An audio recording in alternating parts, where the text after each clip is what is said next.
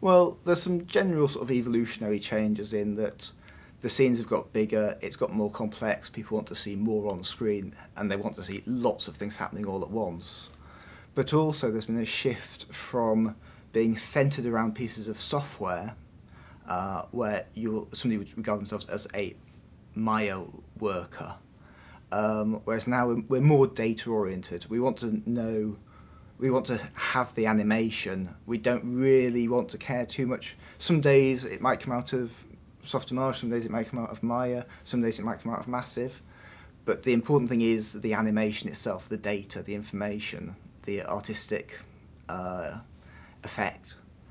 And we're heading towards pipelines where for different tasks people use totally different pieces of software, but the people receiving that software and the people generating data to give to that artist aren't aware of what their software choices are.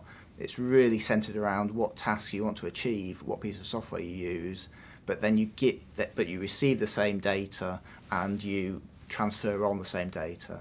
And in that sort of sense, the open source efforts of file formats like Alembic are very helpful, and they also help us when we have to collaborate with other studios, because having those common file formats, if our animation is done by some other company, or a model is initially done by some other company, we can take that and incorporate that in our file, in our pipeline, because we're not so concerned about which software it was created in. We're concerned about what the actual data is.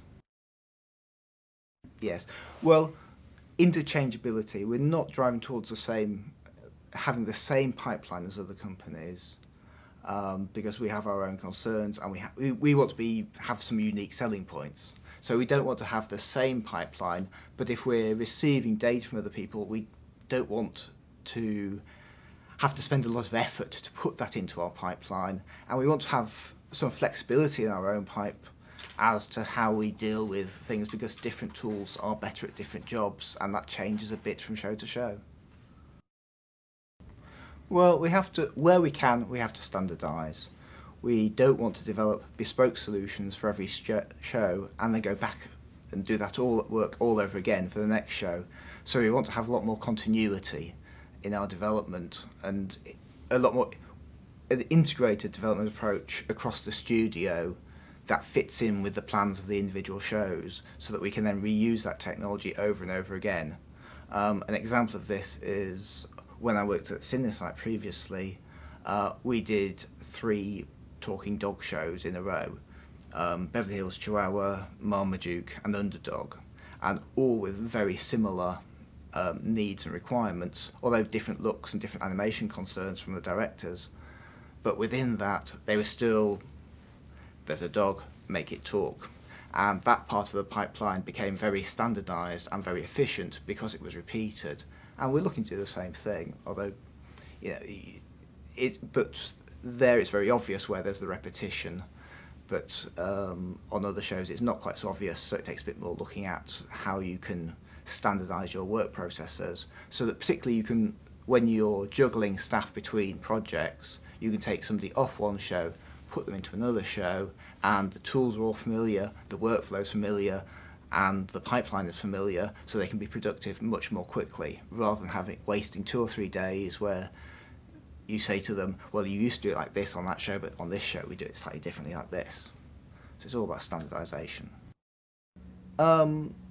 The technology does enable us to turn around shots faster, and so we get more iterations, so there is more time to get feedback from the client as to what they're actually wanting, so we can give them a better result that is more in tune with what they want.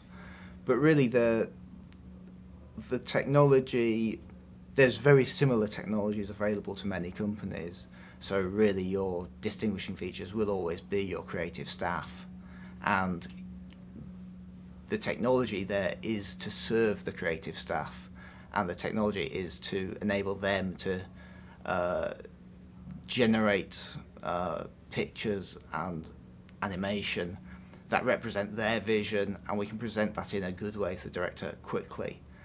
But it's always in the technology on its own isn't that valuable. It's what it enables the artists to do. And really that creativity is what we can sell, and that is the unique thing that we have, that other studios, we hope, don't. Well, a lot of it is just looking at what tasks people are doing on a day-to-day basis, and look at where they're doing the same task repeatedly, saying, how can we use technology to make that process quicker? Or do they need to do that process at all? Can we automate it? So it's really looking at how they're working, what things really are creative and what things are administrative or to do with the fact they're using computers, and really take that administrative, repetitive work and automate it as far as we can, so that they can concentrate on the creative process. It's really about getting obstacles out of their way to let them get on with doing the work that they love, which is creating great art. I think one of the advantages that we have at Ryerson that a lot of people don't have is that we have a very strong concept art department within the company.